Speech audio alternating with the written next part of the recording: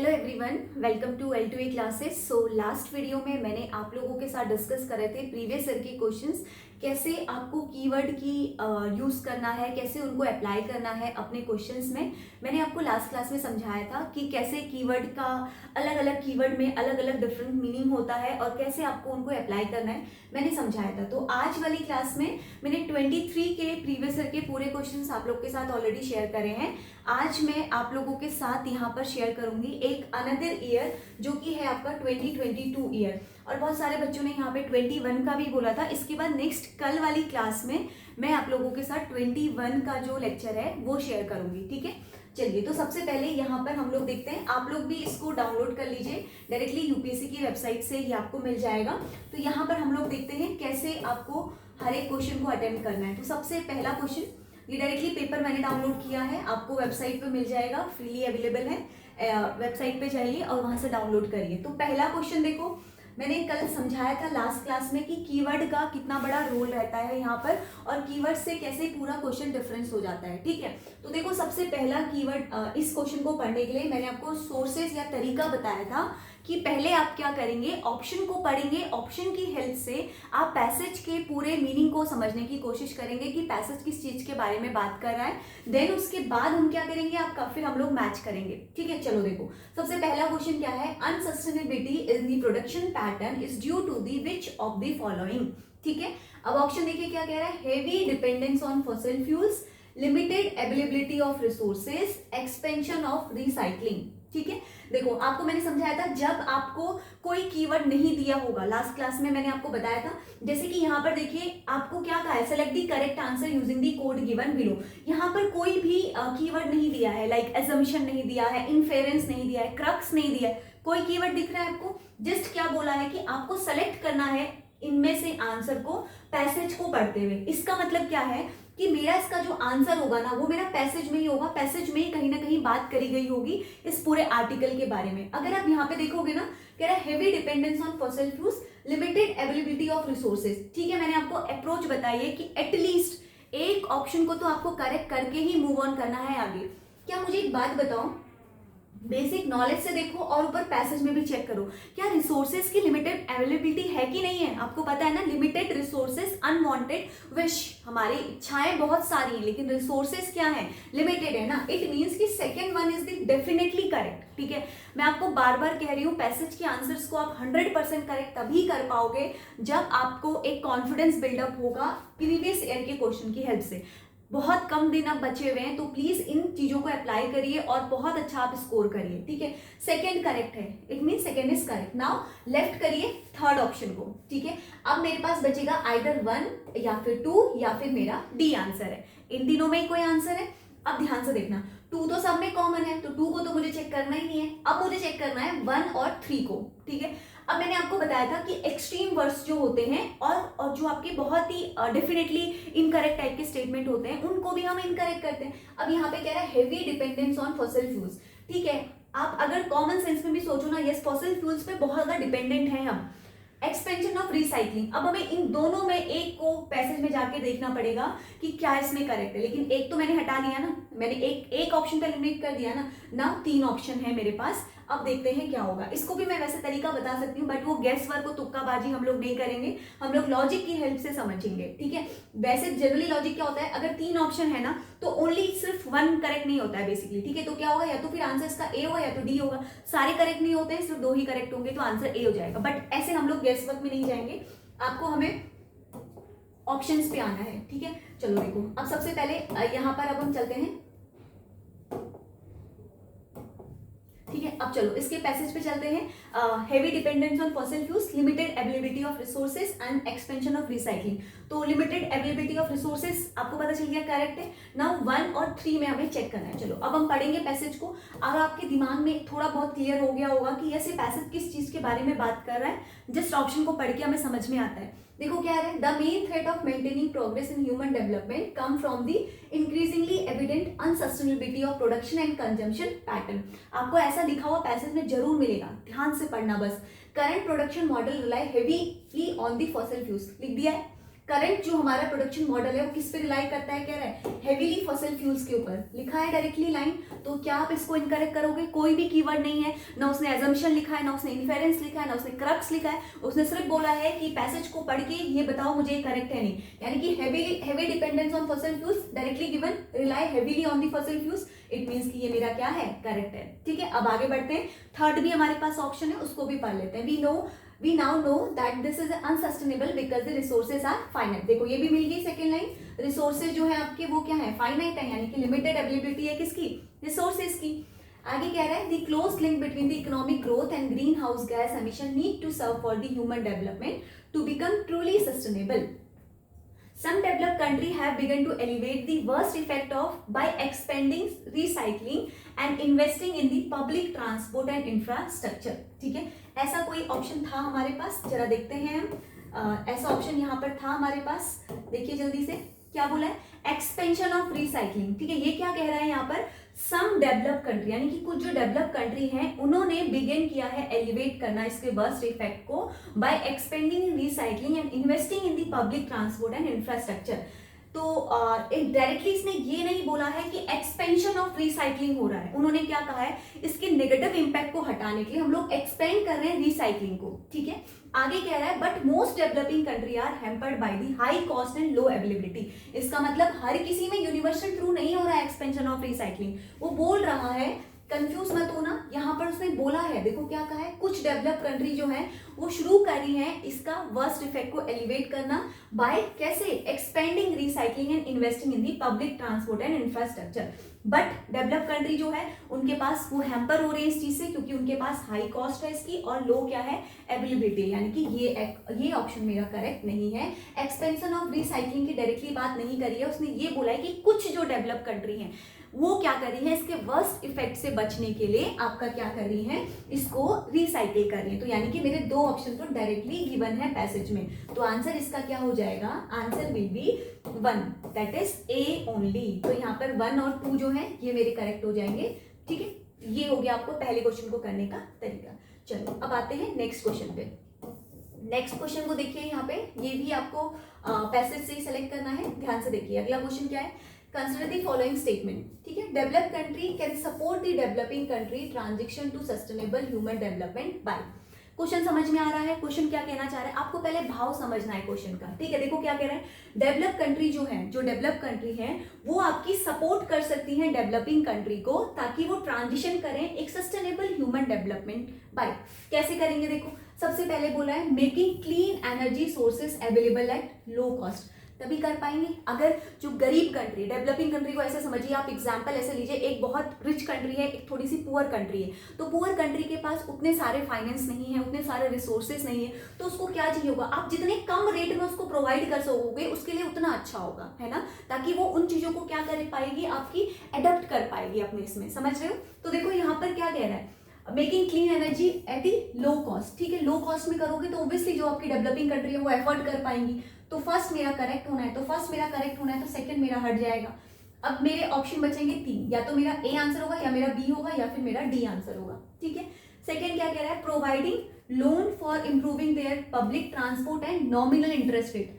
मैंने आपको क्या बताया कि डेवलपिंग कंट्री को बढ़ना है आगे, है ना, बढ़ना है, तो आप उसको जितनी कम चीजें, जितनी आसान चीजें, जितनी फैसिलिटी दोगे उतना वो क्या करेगी, आपकी ग्रो करेगी। तो अगर आप उसको प्रोवाइड कर दोगे लोन उसको इंप्रूव करने में, उनकी पब्लिक ट्रांसपोर्ट को एक मिनिमल इंटरेस्ट रेट में, तो क्या ये उनके लिए बेनिफिशियल होगा कि नहीं होगा, आप ये बताओ। डेफिनेटली होगा। यहाँ पर भी प्राइसेस को लो करने की बात हो रही है, यहाँ पर भी लो करने की बात हो रही है, ताकि डेवलपिंग कंट्री ग्रो करे। तो यानी कि 1 भी करेक्ट है और 2 भी करेक्ट है, तो ए ऑप्शन मेरा हट जाएगा। नाउ या तो मेरा बी आंसर होगा या तो फिर मेरा सी आंसर होगा। सेम पहले वाला केस आ गया। तो मैंने आपको बताया जनरली इस तरह में 2 स्टेटमेंट आपके करेक्ट होते हैं, बट हम फिर भी पढ़ेंगे। Encouraging them to change their production and consumption pattern. अब यहाँ पर कॉमन सेंस लगाओ, क्या यहाँ पर ऐसा बोला है कि हम आपको सपोर्ट करेंगे, डेवलपिंग कंट्री को रिक्वायर्ड है for the support so that they can grow, है ना, समझ लो। यहाँ पर ऐसा बोला है कि हम आपको सपोर्ट करेंगे, आप ग्रो करो इस चीज में। यहाँ पर बोला है कि हम उनको इनकरेज करेंगे, किस चीज के लिए इनकरेज करेंगे, to change their production and consumption pattern. एक बात मुझे बताओ, अगर आज भी इंडिया में 75% से 70% मिनिमम लोग जो है एग्रीकल्चर पे डिपेंड है, आप उनको कहोगे एकदम तुरंत ही कि आप अपने प्रोडक्शन पैटर्न को ही चेंज कर दो, तो क्या क्या वो उस चीज में इफेक्ट करेंगे? इंस्टेंट आप ये बोलोगे कि हम आपको एक मिनिमल सपोर्ट देते हैं, एमएसपी जैसे गवर्नमेंट देती है, सो दैट आप एनकरेज करोगे और आप अपने अंदर और ज्यादा हिम्मत लाओगे कि हम और तरह से क्या कर सकते हैं, चीजों को ग्रो कर सकते हैं, क्योंकि हमें नुकसान भी होगा तो हमारे पास क्या है, बैक सपोर्ट है। तो एकदम से आप एनकरेज कर दोगे, उनके पूरे प्रोडक्शन और कंजम्पशन दोनों पैटर्न को चेंज करने की बात कर रहा है। तो ये दोनों चीजें चेंज होना इट्स नॉट पॉसिबल। एकदम से डेवलप कंट्री बोल दे कोई आके कि कल से तुम सिर्फ जीएम 45 क्रॉप ही लगाओगे, तो क्या फार्मर एग्री होंगे? नो। अगर ये बोल दे कि हम आपको एक सपोर्ट देंगे सो दैट आप इनको और ग्रो करो, तो क्या होंगे? यस, सपोर्ट करेंगे। ठीक है, तो इसका आंसर भी क्या हो जाएगा आपका? बी। ध्यान से आपको समझना है तभी आंसर करने हैं, जैसा मैंने आपको लास्ट लेक्चर में भी समझाया था। यहां पर भी कोई कीवर्ड नहीं है, सिर्फ बोला है कि सेलेक्ट द करेक्ट आंसर। ठीक है, तो इसलिए मेरा आंसर आपका क्या हो गया? B, that is 1 and 2 only. समझ में आ रहा है? चलो, कीवर्ड वाले भी करेंगे, उसके लिए भी आपको टेंशन नहीं लेना है। चलो अब चलते हैं नेक्स्ट क्वेश्चन पे। क्वेश्चन पैसेज 2 ही अगेन आपका है, थर्ड क्वेश्चन आपका यहाँ पर है। ठीक है, चलो पहले मैं ऑप्शन पढ़ूंगी, उसके बाद मैं आपका जाऊंगी कहाँ पर? पैसेज में।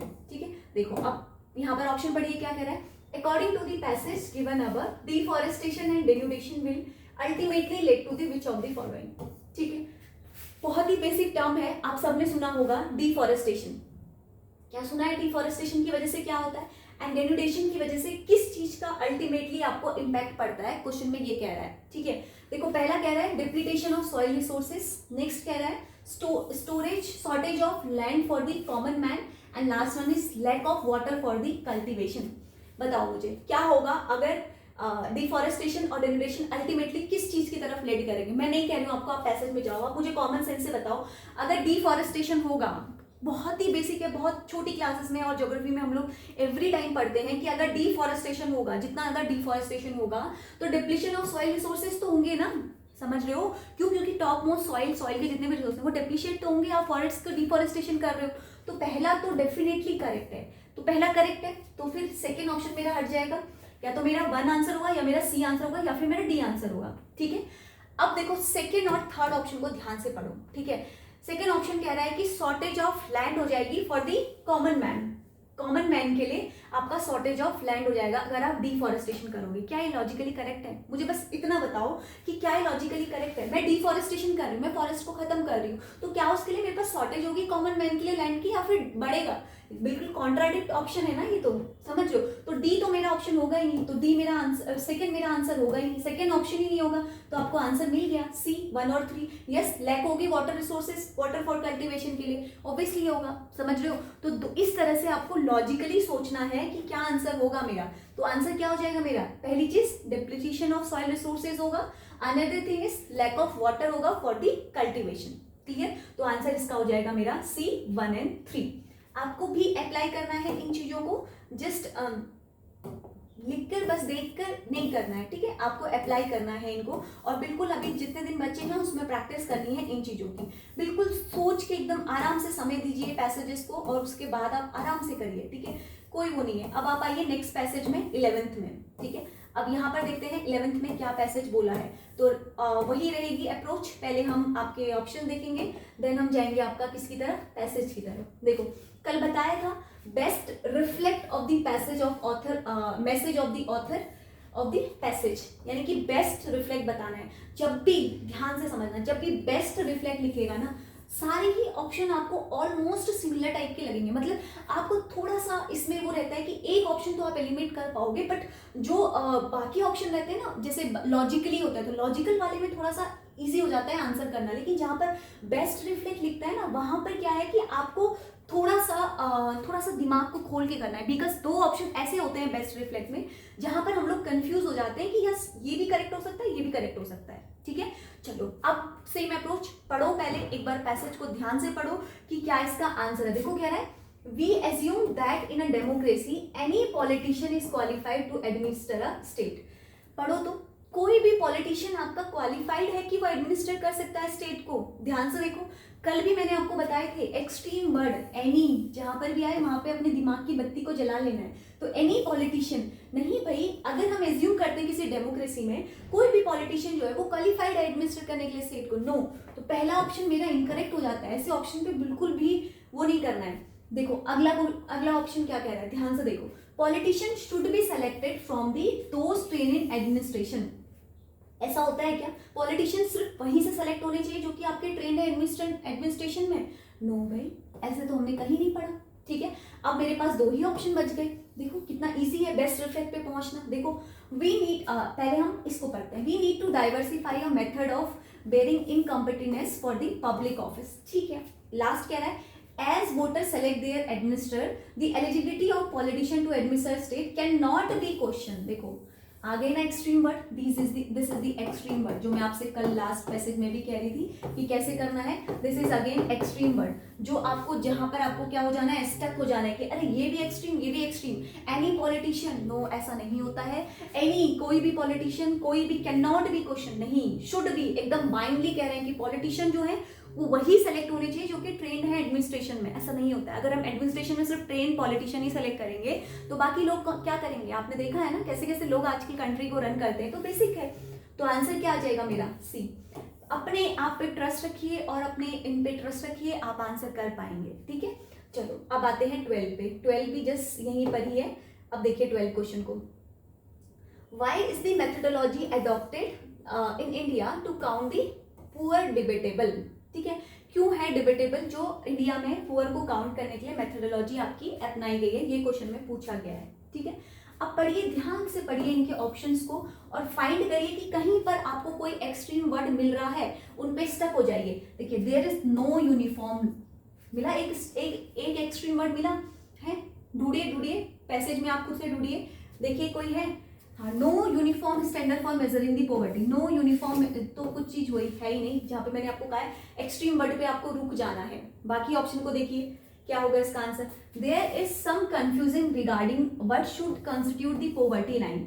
यस, ठीक है, ये जेनरिक स्टेटमेंट है कि कुछ कंफ्यूजन है कि हम किसको कंस्टिट्यूट करें पॉवर्टी लाइन के लिए। ठीक है, अगला क्या कह रहा है? There are wide diversities in the condition of rural and urban poor.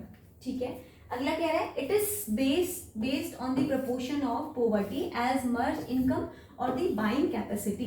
ठीक है, कोई भी यहाँ पर स्टेटमेंट में कोई भी कीवर्ड नहीं है, सिर्फ आपको बताना है कि क्यों डिबेटेबल है और इस पैसेज को पढ़कर ही आपको डिबेटेबल बताना है। ठीक है, तो इसमें आपको पैसेज में एक बार जाना पड़ेगा, लेकिन एक ऑप्शन तो मैंने एलिमिनेट कर दिया जस्ट टू नो कि ये बहुत ज्यादा एक्सट्रीम है, ये करेक्ट नहीं होगा। तो मेरे पास 3 ऑप्शन ही लेफ्ट होते हैं। ठीक है, चलो अब देखते हैं इन 3 ऑप्शन में कौन सा मेरा बैठता है सूट। चलो पढ़ेंगे उसको, पैसेज को। ठीक है, अब देखते हैं क्या बोल रहा है। The poverty line is quite unsatisfactory when it's come to grasping the extent of poverty in India. Yes है, बिल्कुल। आगे कह रहा है it is not only because of extremely narrow definition. ये रीजन नहीं है कि सिर्फ उसका डेफिनेशन जो है नैरो है, who is poor and debatable methodology used to count the poor. ठीक है, but also because more fundamental assumption underlying it exclusively rely on the notion of poverty as insufficient income or insufficient purchasing power। यानी कि insufficient income और purchasing power, income और purchasing power, buying के बारे में बताया है इसने पैसेज में। ठीक है, आगे देखते हैं आगे क्या कह रहा है। One can better categorize it by calling it income poverty. हम इसको दूसरा नाम भी दे सकते हैं, क्या टाइटल में पैसेज में दिया है, दैट इज इनकम पॉवर्टी। ठीक है, if poverty is ultimately about the deprivation affecting the human wellbeing, then income poverty is only one aspect of it. ठीक है, poverty of a line is our view lie not merely in the improvised state in which the person actually live, but also in the lack of real opportunity given by the social constraint, as well as the personal circumstances to choose other type of living. Even the relevance of low income merger possessions and other aspect of what are standardly seen as economic poverty relate ultimately to their role is curtailing capacity, that is their role is severely restricted by choices people who have led to the variable and valuable life। पूरा passage मैंने आपके सामने क्यों पढ़ा? Because मेरा ये purpose था आपको समझाने का कि इस तरह के क्वेश्चंस में आपको पैसेज में समझना है कि उसने किस चीज की कैटेगरी को पुअर का डेफिनेशन दिया है। क्या यहाँ पर उसने ये बोला है कि कुछ कंफ्यूजन रिगार्डिंग थी किसको हम पुअर बोले और किसको पॉवर्टी लाइन बोले? उसने पैसेज में क्लियरली कहा है वी कैन अनदर वर्ड से poor for the below poverty line, यानी कि इनकम पॉवर्टी भी हम बोल सकते हैं। इट मीन्स कि ये किसके बेसिस पे बात कर रहा है? Based on the proportion of poverty as merger income and buying capacity, इसी के बेसिस पे तो बात कर रहा है। वाइड डाइवर्सिटी है ऐसा उसने नहीं बताया है पैसेज में कि रूरल और अर्बन एरियाज में बहुत ज्यादा वाइड डाइवर्सिटीज है। वो बेसिकली कह रहा है कि हम इसको एक अल्टरनेटिव नेम भी दे सकते हैं। तो आंसर क्या हो गया इसका? डी। ठीक है, चलिए अब देखते हैं आगे नेक्स्ट की तरफ। देखो अगला क्वेश्चन क्या कह रहा है, why is income poverty only measure. देखो ये भी सेम पैसेज पे ही है, मैंने पूरा इसलिए पढ़ लिया था। Why is income poverty only one measure of counting the poor. देखो अगले की यूपीएससी के बहुत सारे क्वेश्चंस में ना ये आपको जीएस में भी अप्लाई करना है, not only in CSAT, आपको जीएस में भी देखना है। उसने पहले क्वेश्चन में पूछा था कि इनकम का क्या डेफिनेशन है जिसकी वजह से पुअर हम लोग कंफ्यूजन हो रहे हैं, अगले में ही उसने दे दिया है इनकम पॉवर्टी, यानी कि आपको पहले का आंसर दूसरे में ही दिया हुआ है। ठीक है, अब देखो क्या कह रहा है, it talk only of one kind of deprivation of all other. देखो दो एक्सट्रीम वर्ड है, ओनली और ऑल। ठीक है, अगला देखते हैं, other deprivation in the human life have nothing to do. देखो मैंने कल आपको बताया था जब सारे एक्सट्रीम स्टेटमेंट होंगे उस केस में क्या करेंगे, उसका एक बेस्ट एग्जांपल ये क्वेश्चन है। Income poverty is not a permanent condition, it change from time to time. Income poverty restrict human choices only at a point of time. देखो यहाँ भी दो एक्सट्रीम वर्ड है, यहाँ पर भी एक है, यहाँ पर भी एक है और यहाँ पर भी एक है। अब बोलोगे मैम अब क्या करें हम, इस क्वेश्चन में तो सारे ही एक्सट्रीम वर्ड्स आ गए हैं। अब ध्यान से देखना क्या करना है जब ऐसे एक्सट्रीम वर्ड्स आपको देखने को मिलेंगे। देखो basically why is income poverty only one measure to counting the poor.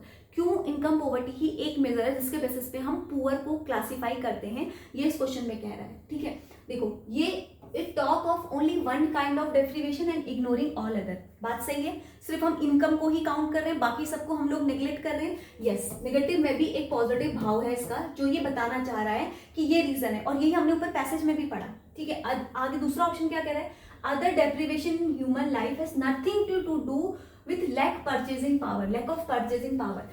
Other deprivation जितने भी हैं ह्यूमन लाइफ के, उसका कोई भी लेना देना नहीं है परचेजिंग पावर से। खुद सोचो आप, हर एक फैक्टर का एक दूसरे से कनेक्शन होता है ना, तो ये ऑप्शन तो बिल्कुल ही नेग्लेक्ट हो जाएगा। अब देखो क्या कह रहा है, income poverty is not a permanent condition, it change from time to time. ठीक है, बात सही है कि इनकम पॉवर्टी जो है वो आपकी कोई परमानेंट कंडीशन नहीं है, टाइम टू टाइम आपकी क्या होती रहती है, चेंज होती रहती है। ठीक है, लास्ट कह रहा है, income poverty restrict human choices only at a point of time. नहीं भाई, किसी एक पॉइंट ऑफ टाइम पे आपको वो रेस्ट्रिक्ट नहीं करेगी। ठीक है, तो अब यहाँ पर ये ऑप्शन तो नहीं होगा, नाउ आंसर या तो ए होगा या तो फिर मेरा क्या होगा, सी होगा। अब इनमें जब आपके, ये चीज मैं आपको बताना चाह रही थी लास्ट वाली क्लास में भी, कीवर्ड वाले में, कि जब दो एक्सट्रीम स्टेटमेंट रहेंगे जिसमें दोनों ही उसमें एक्सट्रीम स्टेटमेंट की बात करेंगे, तो उसमें हमें मोर लॉजिकल स्टेटमेंट को ढूंढना है जिसमें नेगेटिव में दो भाव हो रही है। आप ऐसे ध्यान रखिए, दो एक्सट्रीम जिसमें आ जाते हैं वही हमारा आंसर हो जाता है। क्यों? क्योंकि देखो कंसेप्ट आपका लगता है ना, नेगेटिव नेगेटिव क्या देता है आपको, पॉजिटिव देता है। Only all negative negative that is positive. But आप पढ़िए भी, मैं सिर्फ इन गेस वर्क पे नहीं बिलीव करूंगी, आप पढ़िए भी एक बार और देखिए ध्यान से कि क्या ये बात सच हो रही है। It talk only one kind of deprivation ignoring all other, यही बात करी गई थी ना पैसेज में। और ये वाला थर्ड वाला देखो, income poverty is not a permanent condition, it change from time to time. ऐसा उसने बताया नहीं है, पैसेज को पढ़ के आपको बताना है कि इनकम पॉवर्टी ही क्यों मेजर है। तो ये तो रीजन नहीं बता पा रहा है ना कि हम सिर्फ इनकम पॉवर्टी को ही क्यों लेते हैं। इसका क्वेश्चन का आंसर देना है कि हम इनकम पॉवर्टी को ही क्यों लेते हैं, बाकियों को क्यों नहीं लेते। क्यों नहीं लेते भाई? क्योंकि इसमें वो सिर्फ एक ही टाइप ऑफ उसकी बात करते हैं, बाकी डेप्रिवेशंस को वो क्या करते हैं, इग्नोर करते हैं। ये तो आंसर नहीं होगा कि वो सिर्फ परमानेंट कंडीशन है, वो चेंज हो जाते थे टाइम टू टाइम। ठीक है, तो समझ आया। तो इसका आंसर क्या हो जाएगा आपका, ए इज द करेक्ट आंसर। ठीक है, चलो अब आते हैं यहाँ पर क्वेश्चन नंबर 14 में। देखो अब ये है आपका, ध्यान से देखना। ठीक है, इसको करेंगे अब, ध्यान से देखिए क्या होगा इसका आंसर। क्या कह रहा है, what does the author mean by the poverty of life. Author के पॉवर्टी ऑफ लाइफ के द्वारा क्या कहना चाह रहा है, वो ये कह रहे हैं। ठीक है, चलो देखते हैं। All deprivation in the human life, all deprivation of the human life which stream not only, ये दो एक्सट्रीम आ गए, from the lack of income but lack of real opportunity. ठीक है, improvise state of poor people in rural and urban areas. ठीक है, missed opportunity in diverse personal circumstances, material as well as non-material deprivation in a human life which restrict human choices permanently कोई भी चीज आए ना बस हटा दो। अब मेरे पास तीन ऑप्शन बचते हैं, 1, 2 और 3। ठीक है, मिस्ड अपॉर्चुनिटी इन दी डाइवर्स पर्सनल सर्कमस्टांसेस, ऐसे तो कोई बात नहीं किया गया था यहाँ पे, तो ये तो नहीं होगा पर्सनल सर्कमस्टांसेस। ठीक है, तो ये मेरा इनकरेक्ट हो जाएगा। तो या तो मेरा आंसर ए होगा या तो फिर मेरा आंसर क्या होगा, बी होगा। मैंने आपको ऊपर भी दिखाया था, improvise state of poor rural urban areas के बारे में ऐसा उसने नहीं बात करी थी। उसने बेसिकली आपका इनकम को लेकर बात करी है पूरे पैसेज में, तो यहाँ पर क्या होगा, human life is not only lack but lack of opportunity, तो यानी कि दो ऑल, तो आंसर क्या हो जाएगा इसका भी, ए हो जाएगा। समझ रहे हैं कैसे आंसर कर रहे हो। चलिए अब चलते हैं नेक्स्ट क्वेश्चन पे, 14 के बाद नेक्स्ट क्वेश्चन पे चलते हैं।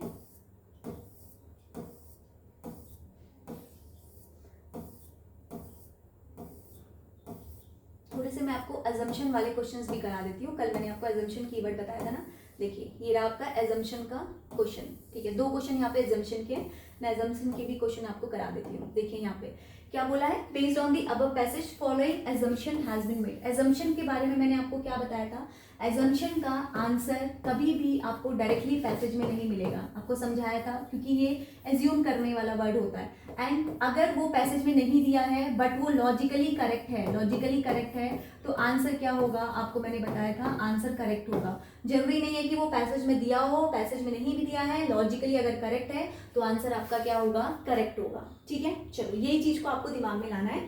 अब करते हैं इसके आंसर्स को सॉल्व, ठीक है। चलिए देखिए पहला ऑप्शन क्या कह रहा है, development of agriculture technology is confined to the developed country, ठीक है।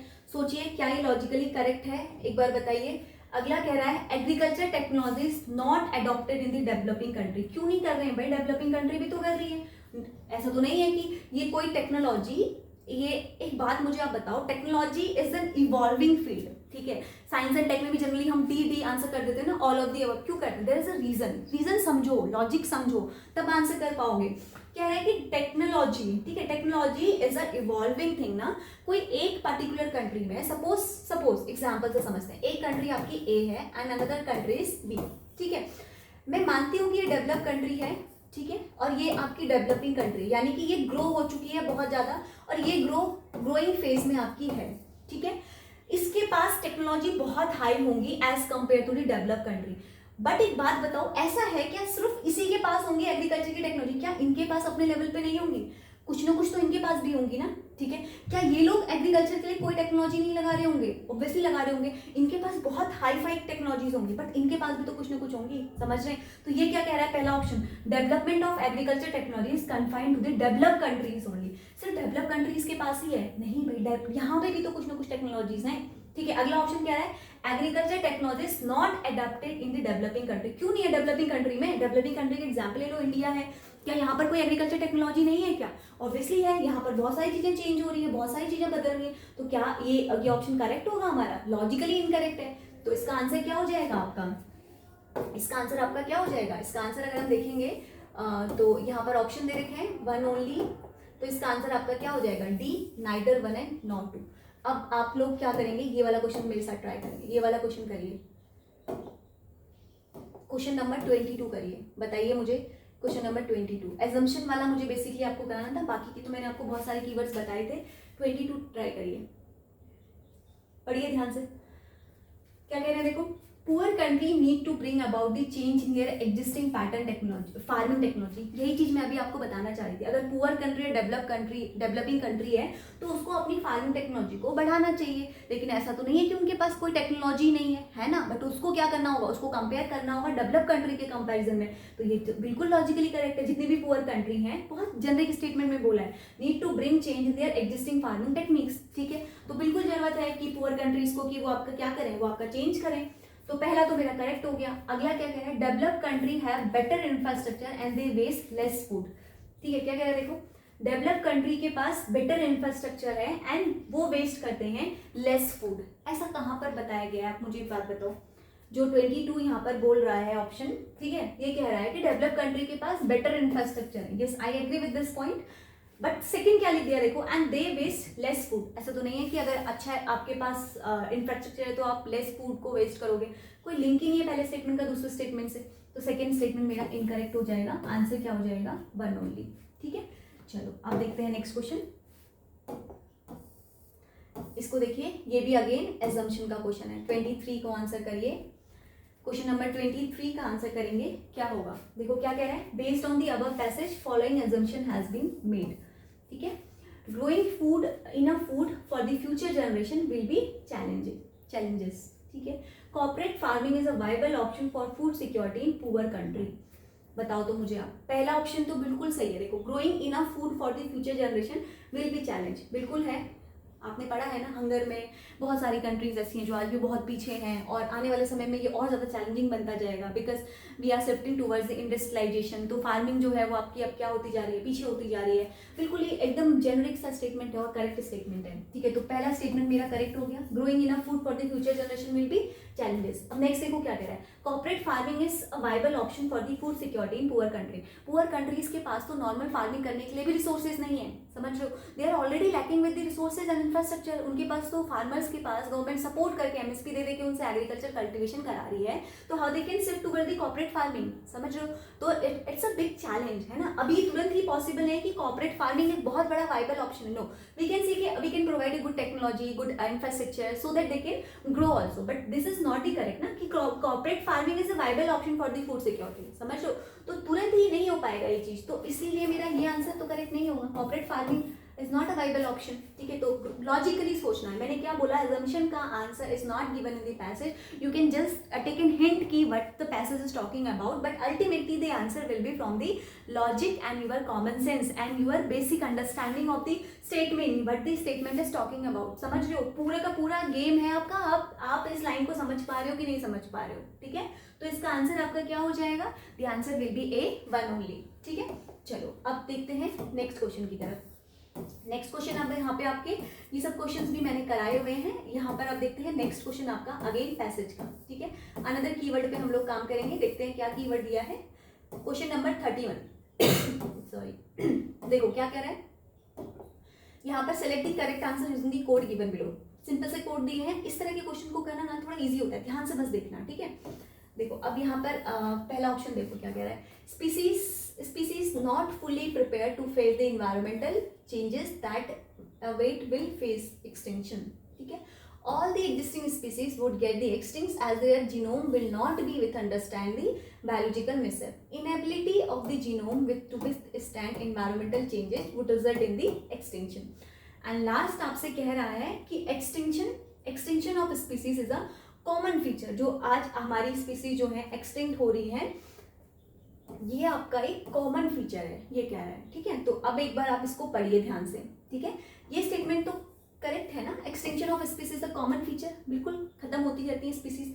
तो फोर्थ मेरा करेक्ट होना है, तो फोर्थ मेरा 3 ऑप्शन में है, तो फर्स्ट ऑप्शन मेरा हट जाएगा, तो मेरा या तो बी आंसर होगा या सी होगा या फिर डी होगा, ठीक है।